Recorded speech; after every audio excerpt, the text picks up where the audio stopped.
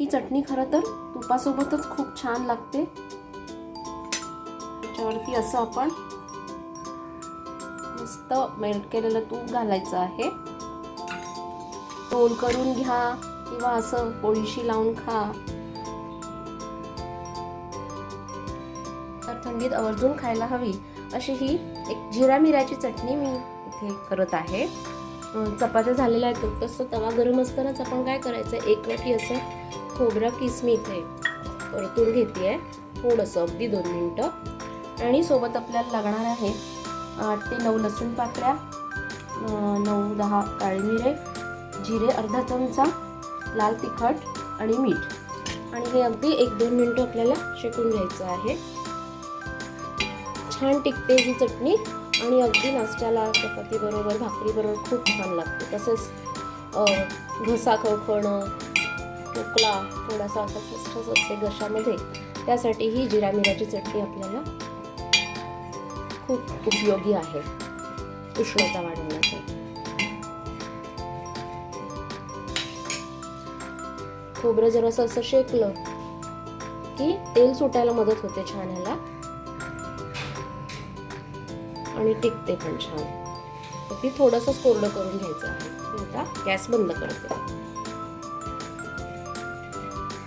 हाताला शेक लागेल इथपर्यंत ते शेकून घेतलं जस्ट, म्हणजे तेवढंच क्रिस्प आणि कुरकुरीत होतं जरासं. आता हे आपण काढून घेऊ. असं मी हे हातानेच काढू शकते. एवढंच आपल्याला शेकून घ्यायचंय. अशा प्रकारे इथे आपण बघू शकता, इथे असं तेल सुटायला लागतंय. तर आता आपण चटणी करूया. हे असं अजून मूठ शेके गरम असतानाच मी खोबरं ह्याच्यात घालतीये. तसेच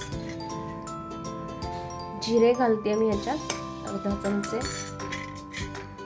हे लाल तिखट आहे छान, म्हणून मी ते घालते अर्धा चमचे. आपण मिरे घालणार आहोत म्हणून तिखटाचं प्रमाण मी जरा, मीठ घातलं मी. लसूण 8 ते 10 पाकळ्या लसूण घातलं इथे. आणि हे काळे मिरे. आणि आता हे सगळं वाटून घेऊ आपण छान बारीक असं.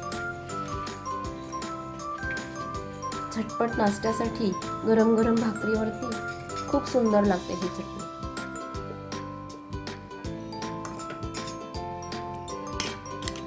खूप छान अशी मस्त चटणी तयार झाली. खूप छान अशी मस्त ही जिरा मिऱ्याची चटणी तयार झाली आहे आपली. तुम्हाला हवं असल्यास अजूनही तिखट तुम्ही वापरू शकता, पण हे बऱ्यापैकी या प्रमाणात एवढी अशी ही तिखट जिरा मिऱ्याची चटणी तयार होते. तर नक्की ट्राय करून बघा.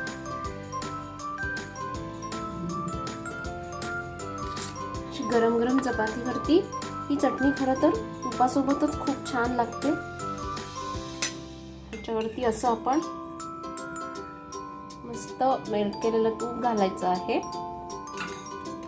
आणि मग रोल करून घ्या किंवा असं पोळीशी लावून खा. पोटभर पण होतो नाश्ता आणि झटपट मुलांना डब्याला देण्यासाठीही खूप छान लागते.